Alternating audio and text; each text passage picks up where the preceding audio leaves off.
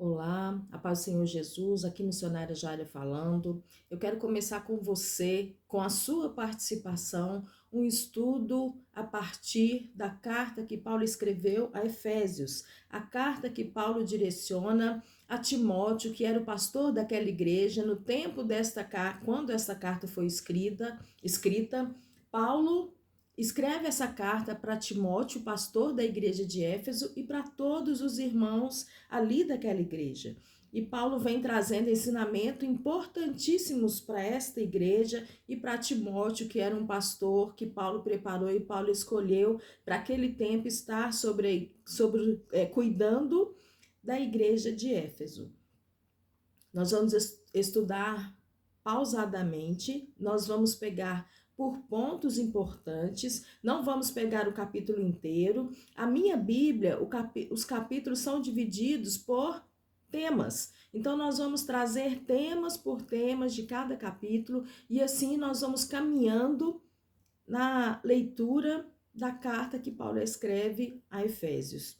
Então, nós vamos começar no capítulo 1 e hoje eu quero trazer o tema As Bênçãos Espirituais em Cristo, que esse tema vai ser levantado do verso 3 ao verso 14 do capítulo 1 da carta de Efésios. Então, nós vamos buscar no Senhor a palavra revelada neste tema em que Paulo colocou e achou importante liberar essa palavra para aquele povo, para aquela igreja e para Timóteo.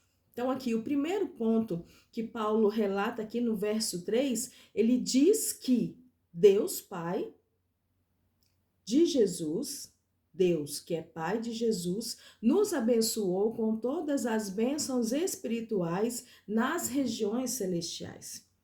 Aqui Paulo está falando do nosso espiritual. Em todos esses versículos, do versículo 3 ao versículo 14, Paulo vem falando no âmbito espiritual. Nós precisamos ter isso bem claro para nós. Por isso que nós precisamos entender quão importante é buscar alimentar o nosso espírito com as coisas do Senhor.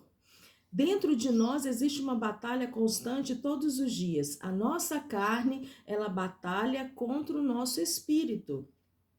Se nós alimentamos mais a carne vai falar mais alto. Mas se nós alimentamos o nosso espírito, o espírito vai falar mais alto. Quem que nós estamos deixando comandar a nossa vida? E aqui Paulo vem trazendo instruções, vem liberando palavras relacionadas ao nosso espiritual. Então ele já fala que o Senhor, que Deus, nos abençoou com todas as bênçãos espirituais nas regiões celestiais através de Cristo.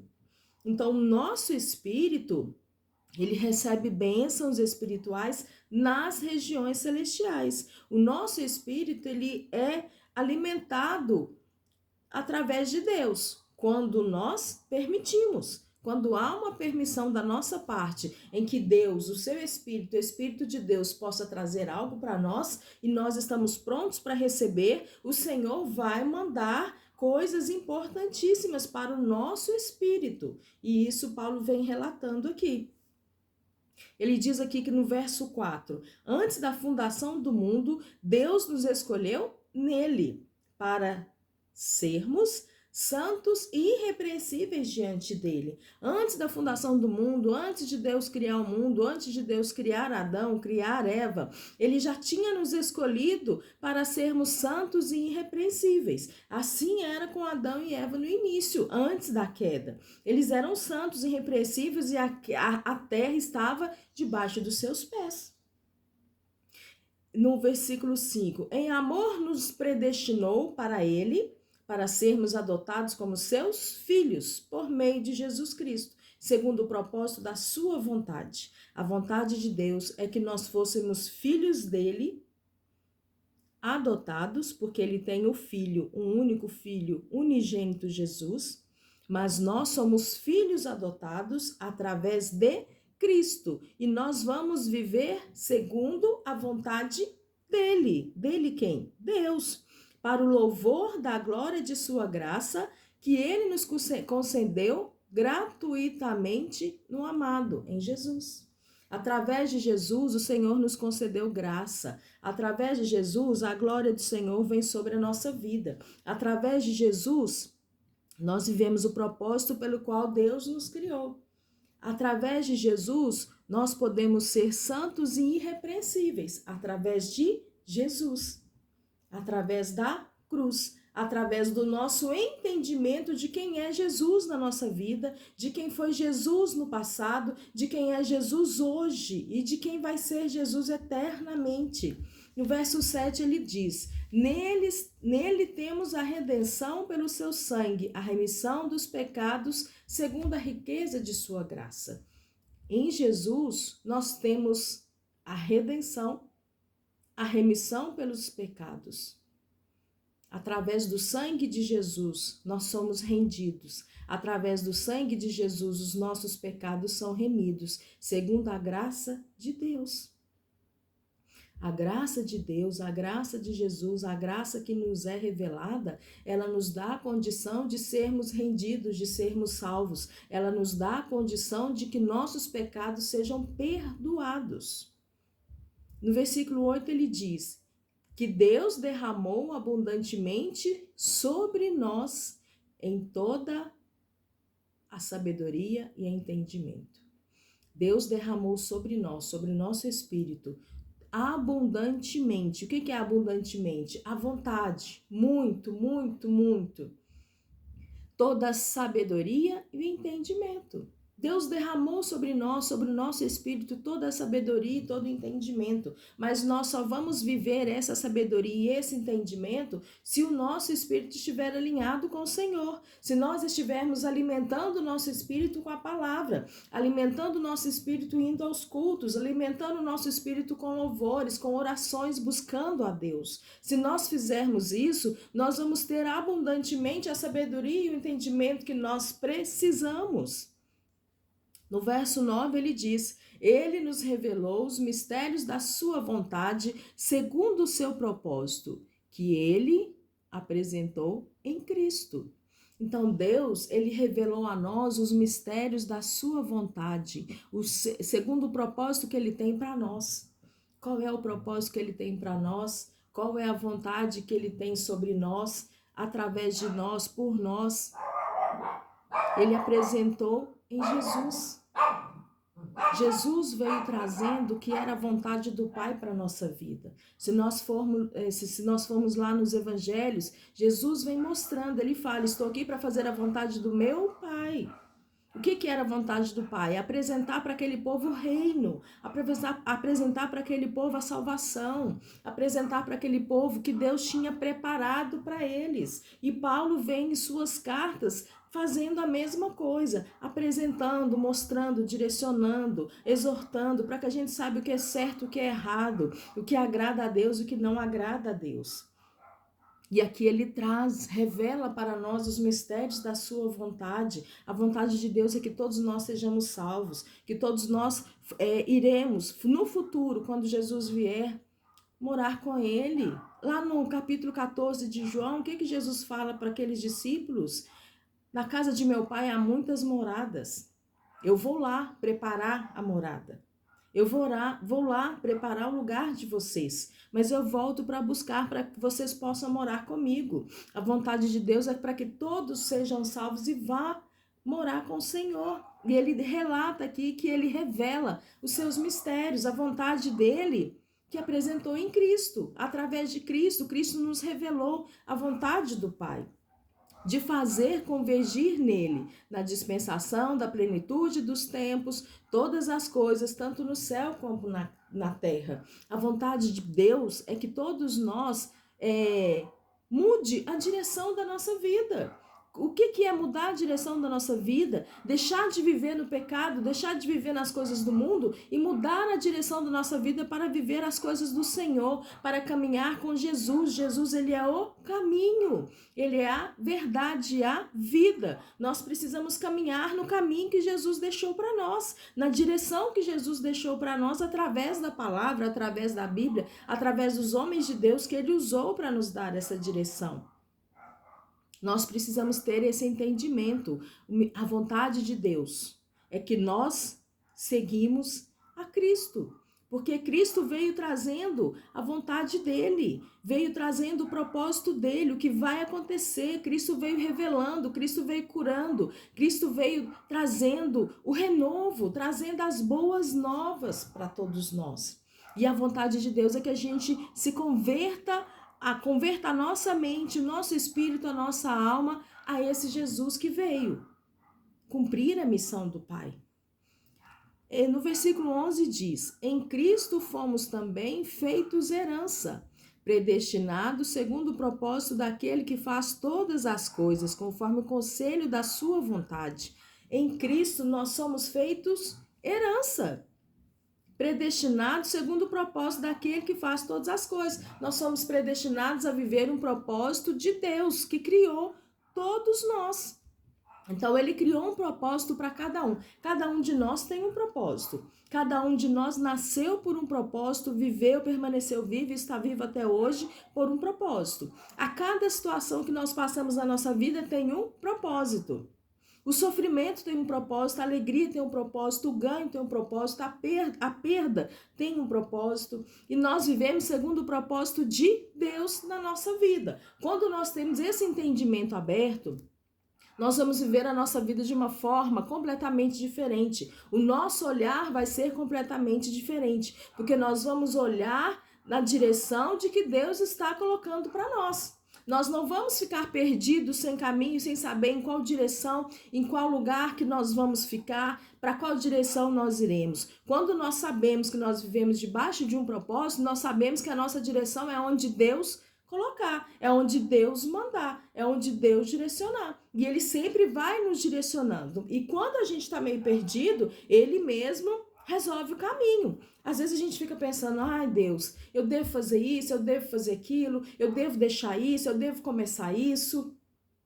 Quando a gente precisa deixar algo que a gente não consegue deixar, ou a gente não consegue ter o entendimento que está na hora de deixar, Deus nos arranca. Ele nos arranca daquele lugar, ele tira pessoas da nossa vida, ele coloca pessoas na nossa vida, porque ele tem uma missão, que o nosso propósito seja cumprido. Mas isso só vai acontecer quando nós estivermos com o nosso coração aberto, com o nosso espírito atento, né? Com o nosso espírito sensível ao agir de Deus na nossa vida, para que quando as coisas aconteçam, a gente entenda que realmente foi Deus. Realmente foi Deus agindo na nossa vida. No versículo 12, a fim de sermos para louvor da sua glória, nós, os que de antemão esperamos em Cristo.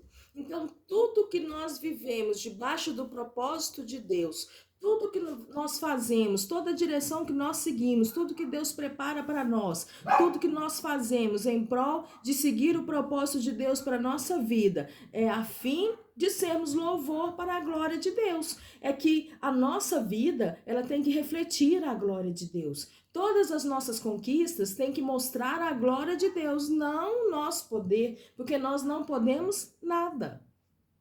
É o poder de Deus que tem que se manifestar na nossa vida, é a glória de Deus que tem que se manifestar na nossa vida, é a gente chegar num lugar, conversar com uma pessoa que não nos conhece e essa pessoa virar pra gente e falar assim, eu vejo Jesus na sua vida.